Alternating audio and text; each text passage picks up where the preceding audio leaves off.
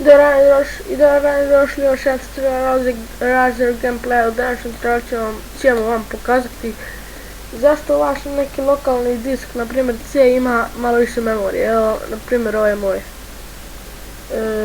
On ima ovoliko, 95 memorije. Vidite ovdje tu ime,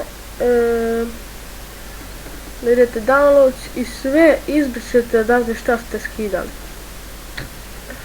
Ako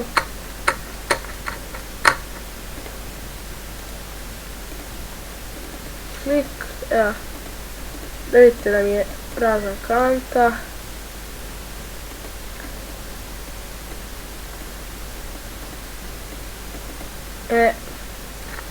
Sad ćemo možda ostati smanjiti. Kao što vidite, smanjiti se. Hvala puno na ovom što se gledaju moj tutorial. Ne zaboravite da lajkate, šerujete, subscribe-ate,